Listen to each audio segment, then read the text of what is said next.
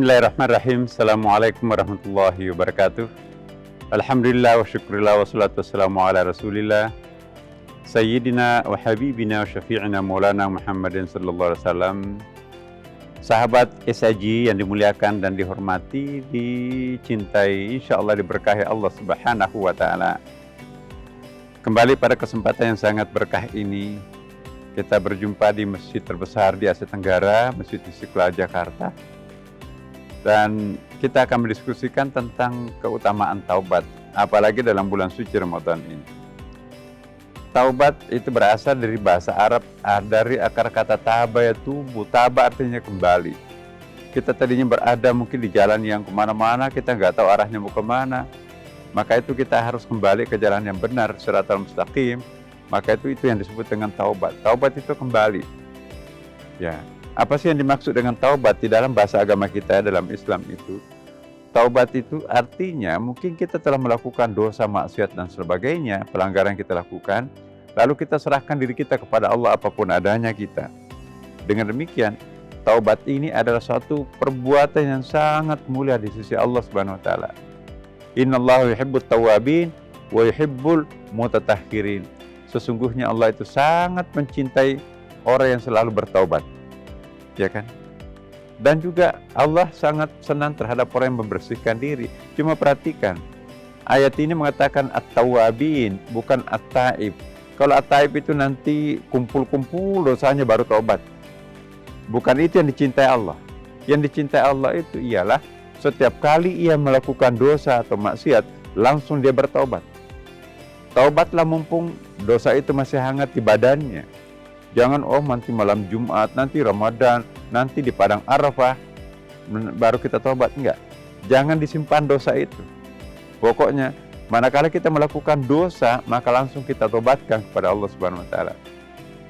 Bagaimana caranya bertaubat? Menurut Imam Al-Ghazali itu ada tahapan panjang. Jadi tidak seenaknya astagfirullah itu baru istighfar. Itu bukan taubat.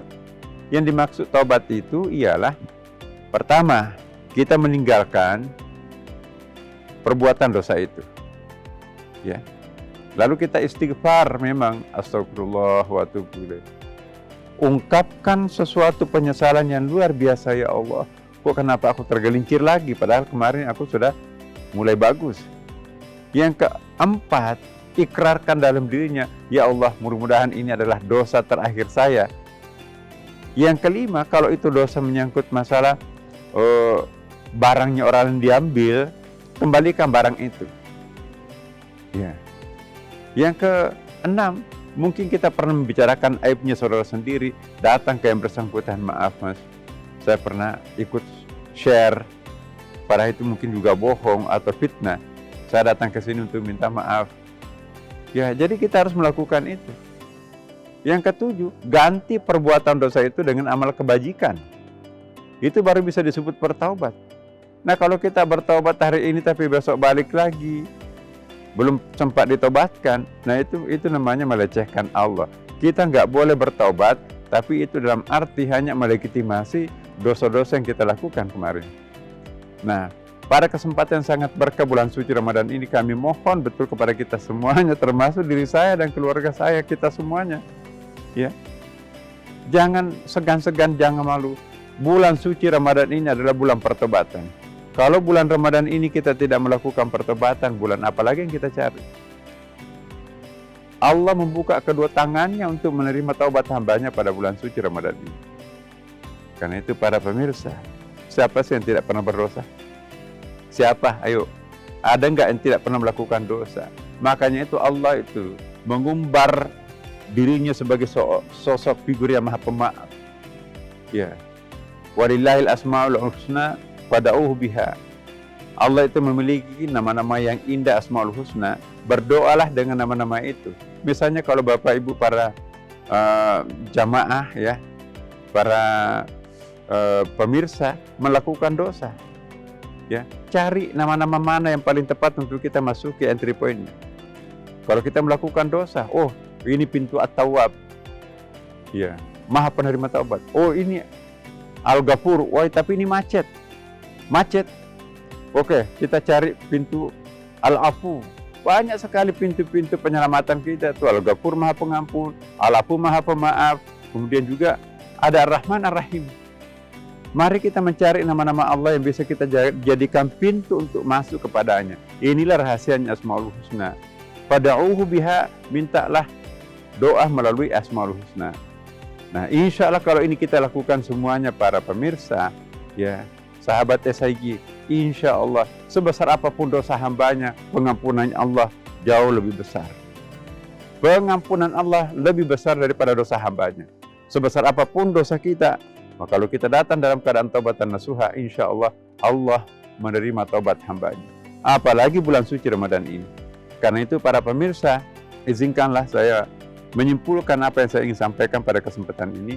Pertama, jangan malas, jangan menyimpan dosa-dosanya untuk tidak dimohonkan ampun kepada Allah.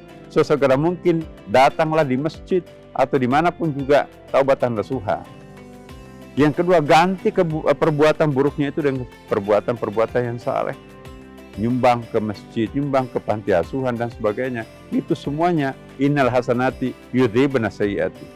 Sesungguhnya perbuatan-perbuatan baik itu akan menghapuskan seluruh perbuatan dosa yang pernah kita lakukan. Dan yang terakhir tentunya, mari memanfaatkan Ramadan ini. Belum tentu bulan Ramadan akan datang kita berjumpa lagi. Bulan pengampunan ini jangan kita sia-siakan. Mari kita lakukan pertobatan. Mari kita kembalikan barang orang yang pernah kita ambil. Mari kita bayar utang kalau memang sudah sanggup mesti kita bayarkan.